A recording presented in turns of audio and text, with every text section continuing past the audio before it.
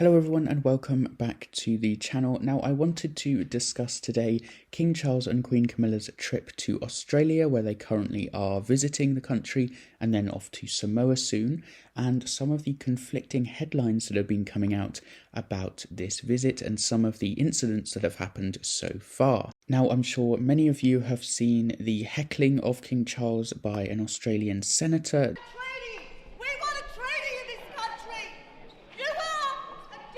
This delightful lady who was facing backlash also over a violent image of King Charles that was briefly posted to her social media account. She's called Lydia Thorpe, and she is an Aboriginal woman who made some headlines when she shouted at King Charles, "You're not my king, this is not your land," all that sort of thing, before she was escorted away from this royal speech that King Charles was making in Canberra on Monday. And of course she was praised by some activists by this, but also condemned by many other prominent Aboriginal Australians as embarrassing and disrespectful. So many different emotions coming out of this, and mostly I saw it was kind of condemnation of her actions.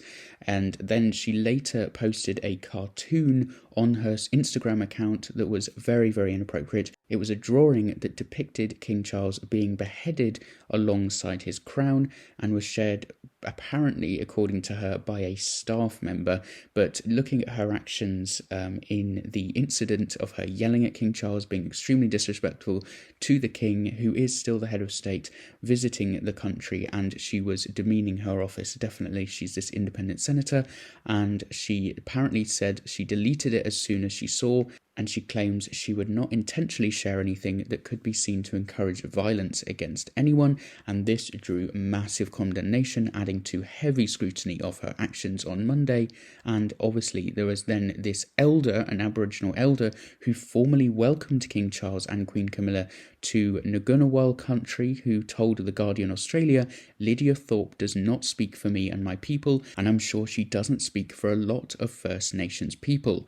So even the other Aboriginal Australians here, and activists and elders, the most important people in their society, coming out and saying that she does not represent them. And Nova Peris, a former senator who was the first Aboriginal woman in Parliament and is a long-time Republican, so someone who wants Australia to become a republic and remove the monarchy as their head of state, she also called Thorpe's actions embarrassing and disappointing. So people who are even on her side of the debate, who want to remove King Charles as their head of state, even though I completely disagree with their political views, I can see that at least they are respectful people and they will put their point across respectfully, whereas Lydia Thorpe here, her actions are just embarrassing and, as I said before, very demeaning to her office. This first Aboriginal woman in Parliament then went on to say, "Australia is moving forward in its journey of reconciliation. As hard as that journey is, it requires respectful dialogue, mutual understanding, and a shared commitment to healing, not divisive actions that draw attention away from the progress they are making as a country." So again, even though I completely disagree with her point of view on this constitutional issue, she is at least respectful in putting her point across. Now, of course, Lydia Thorpe tried to make the most of her moment in the spotlight here, and then she went to the BBC saying she wanted to send a clear message to the king. However, I have seen many Australians commenting all across social media, including on YouTube, Instagram and TikTok, as well as some articles coming out written by prominent Australian activists and things like that. I've seen them saying that Lydia Thorpe does not represent the views of most of Australia, and apparently she is actually prone to these kind of political stunts and being reckless and loud and disrespectful to her office. Apparently that is her whole get-up. That's her whole thing. She does it to make headlines and to try and get her point across, but it ends up being quite damaging to her reputation, and apparently not many Australians at all even like her. So that's a bit of insight that I have seen while researching this whole issue, seeing what Australians are actually saying about this whole situation. Not only that, but Australian politicians, including the Prime Minister Anthony Albanese, who is a big Republican, from the Labour Party in Australia have also criticised her protest, and the UK's Prime Minister Sir Keir Starmer has defended the monarch, saying when he was asked by reporters if it was disgraceful for Australian politicians to shout at the King, Keir said, quote, "Look, I think the King is doing a fantastic job, an incredible ambassador, not just for our country, but across the Commonwealth. He is out there doing his public service, notwithstanding the health challenges he himself has had." Of course, the King has put on hold his cancer treatment while he is visiting Australia, so he has paused his course of treatment for his undisclosed type of cancer that was announced earlier this year, so he would be able to go and visit Australia. Albanese, the Prime Minister of Australia, said Lydia Thorpe had not met with the standard behaviour Australians rightly expect of parliamentarians, while the opposition leader, Peter Dutton, called for Thorpe to resign. Now, once those kind of negative headlines had passed through and Lydia Thorpe had got out of her limelight, King Charles then received a very warm welcome from Indigenous leaders in Sydney with the visit to the National Centre of Indigenous Excellence, NCIE, coming a day after he faced these shouts from Lydia Thorpe. And the King's appointment with these Indigenous elders really sent a strong message. He met this community in Sydney, embraced many of them, gave them hugs, and the leader of the Metropolitan Local Aboriginal Land Council, he greeted the King and said, "Welcome to the country," saying, "We've got stories to tell, and I think you witnessed that story yesterday in Canberra, but the story is unwavering, and we've got a long way to achieve what we want to achieve, and that's our own sovereignty," he told Charles, according to the newspaper The Telegraph. He continued, "We are proud sovereign people, and we continue to walk on this great land," with the King nodding and listening, reports said, and he was apparently appearing very relaxed, seeming to enjoy meeting the elders and taking part in a traditional smoking ceremony led by community representatives of the Eora Nation. Hopefully I'm saying that right. And then the King and Queen's Australia visit really did end on a positive note today, and this BBC article went through the whole thing. Thousands of people out on the streets of Sydney today, Tuesday, eager to see King Charles and Queen Camilla set against the iconic Opera House in the late afternoon sunlight. The optics were really positive, and despite this headline-grabbing protest in Canberra on Monday, the public mood on the ground in Sydney was very supportive of the monarch.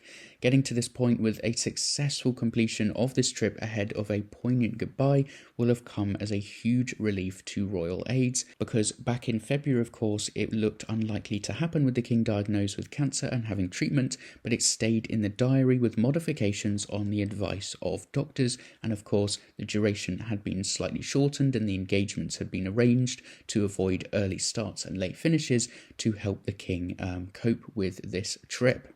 But it was indeed still a busy schedule. On Tuesday alone, the final day of their trip, they visited between them the National Centre of Indigenous Excellence, a food bank, a social housing project, a literacy initiative, a community barbecue, meeting two leading cancer researchers, celebrating the Sydney Opera House's 50th anniversary, and a naval review in Sydney Harbour. So a huge amount of engagements. That was just on one day alone, and an Australian arm of the King's Foundation was officially launched as well, expanding the charity which promotes sustainability and provides training in traditional craft skills. So a wonderful end to the Australia trip here.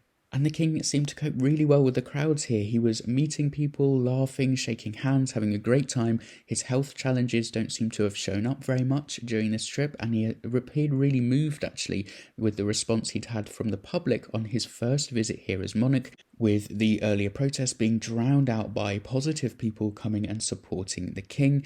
Of course, the King has encountered many protests over the years and has come to Australia knowing that Republican sentiment and campaigns in support of Indigenous communities were likely to come up as topics, and so he dealt with it really, really well. And it's worth bearing in mind that in the past and more recently, the King has said that his role as head of state of Australia is up to Australians. It's their choice. He's not going to impose himself on the country if they choose to remove him. The Prime Minister, who, as I said, is a Republican himself, said of the trip that you have shown great respect for Australians even during times when we have debated the future of our own constitutional arrangements. Of course, they had a referendum in the 90s, and the nature of our relationship with the Crown. Nothing stands still.